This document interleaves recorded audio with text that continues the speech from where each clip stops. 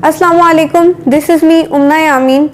Today we are going to discuss about sciatica कि sciatica होता क्या है, क्या हर दर्द कमर या कूल्हे में sciatica होती है, sciatica की अलामात क्या हैं, sciatica की बीमारी जिसको हो जाए तो उसका इलाज हम लोग किस तरह कर सकते हैं, कौन कौन सी एक्सरसाइजेज हमें इसमें करनी चाहिए और किस तरह की चीज़ों से हमें दूर रहना चाहिए ताकि हमें इस तरह की दर्दें वगैरह ना हो। ठीक है, शियाटिका बहुत कॉमन मसला है हमारे माशरे में, बहुत ज़्यादा ये आम हो चुकी हैं जिस्म में दर्दें वगैरह, ख़ास तौर पर बूढ़ों वगैरह में, तो इसके बारे में इंफॉर्मेशन होना बहुत ज़्यादा ज़रूरी है। तो मैं आप लोगों से ये सारी की सारी इंफॉर्मेशन आप लोगों से शेयर करूँगी।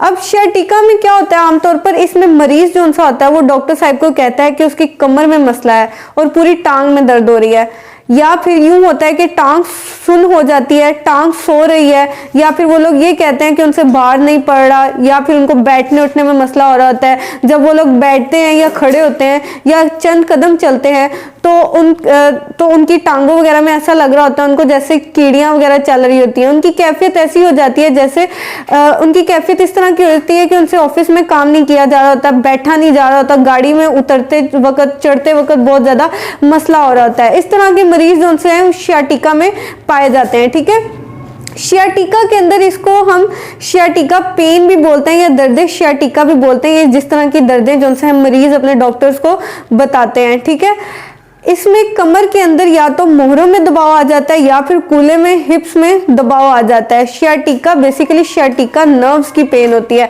हमारी जिस्म के अंदर शियाटिका नर्व्स होती है हमारी कमर के पीछे। ठीक है, यानी हमारे वो असाब जो हमारी कमर से निकलकर पूरी टांग में पीछे की तरफ जा रहे होते हैं, तो उनमें तो शियाटिका नर्व के ऊपर दबाव आएगा, तो इसका मतलब यह है कि उसको शियाटिका है या शियाटिका की बीमारी है। ठीक है, अब दबाव जो है वो कमर में भी हो सकता है, कूल्हे में भी हो सकता है, लेकिन चूंकि ये पूरी की पूरी टांग के अंदर असाबी निज़ाम जा रहा होता है तो इसकी अलामात घुटने तक और ख़ास तौर पर एड़ी तक और पूरे पाँव में आ रही होती है। ठीक है, और मरीज़ एक जुमला बोलता है कि मुझे करंट की तरह पूरी टांग में पाँव तक दर्द आती है। ठीक है, तो इस सूरत में जो फिजिशियन है या डॉक्टर है वो यही कहता है कि जो मरीज़ है उसको शियाटिका हो सकती है।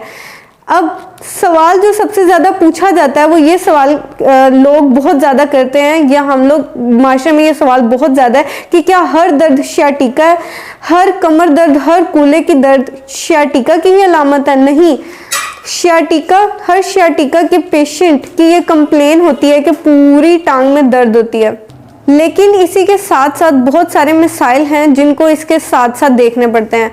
उसमें ख़ास तौर पर एक प्रॉब्लम है जिसको बोलते हैं सैक्रोलिएटस, यानी इसमें हमारे कूल्हे के पीछे जोड़ जो उनसे होते हैं उसमें दबाव आ जाता है, वो सूज जाते हैं, इन्फ्लेमेशन हो जाती है उन जोड़ों के अंदर, लेकिन उसका दर्द हमें घुटनों तक ही सिर्फ आ रहा होता है। लेकिन शियाटिका की दर्द जो होती है वो पूरी टांग में जा रही होती है। दूसरे नंबर पर शियाटिका में टांग जो है वो सुन्न हो जाती है या टांग में कमजोरी होने होती है या फिर पाँव सो जाता है। इस तरह की अलामात अमूमन बहुत कॉमन होती हैं। तो फर्क पता चल गया ना कि शियाटिका की दर्द ज़्यादातर जो होती है वो पूरी टांग के अंदर महसूस होती है, या फिर यूं भी होता है कि दोनों टांगों में दर्द हो रही होती है और वो आगे की तरफ ज़्यादा नुमायां हो रही होती है। तो ये शियाटिका की ही अलामात हैं।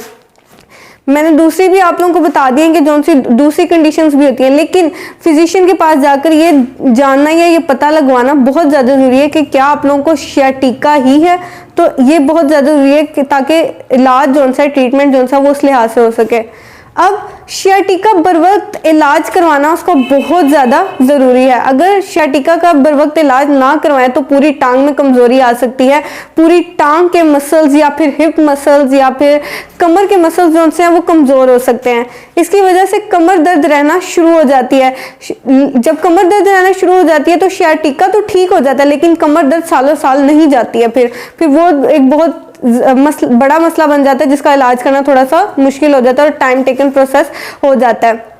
अगर मैं बात करूं शियाटिका के इलाज की तो बहुत 90% लोग जो हैं वो फिजियोथेरेपिस्ट का रुजू करते हैं। वो क्या करते हैं, वो मुख्तलिफ वर्जिशें वगैरह करवाते हैं। इसके इलाज के लिए सबसे अहम काम जो है वो वर्जिशें वगैरह ही है। मेन फोकस जो है वो उस जगह पर होता है जिस जगह पर दबाव पड़ा होता है। मतलब अगर कमर पे दबाव है या कूल्हों वगैरह पर, हिप वगैरह पर दबाव है तो वहाँ पर ज़्यादा वर्जिशें वगैरह फिजियोथेरेपिस्ट करवाते हैं। इसके अलावा कुछ मैनुअल भी करते हैं, यानी हाथ से इलाज किया जाता है, या फिर इसकी जगह मज़ीद एडवांस ये होता है कि इक्विपमेंट्स वगैरह का इस्तेमाल किया जाता है, यानी अल्ट्रासाउंड करवा के शॉक वेव थेरेपी दी जाती है, हीटिंग पैड वगैरह का इस्तेमाल किया जाता है और इन तरीक़ों से जो सा इलाज किया जाता है। एक और अहम बात मैं बताना चाहूँगी कि ये जो सी sciatica वाली बीमारी है, ये यंग जनरेशन में बहुत ज़्यादा कॉमन है। क्यों यंग जनरेशन में बहुत ज़्यादा कॉमन है? वो इस वजह से क्योंकि वो बहुत ज़्यादा देर तक बैठे रहते हैं। एक चेयर पर बैठे हैं तो टेक लगा के नहीं बैठते, बल्कि झुक के यूँ डीप डाउन होके बैठे हुए होते हैं।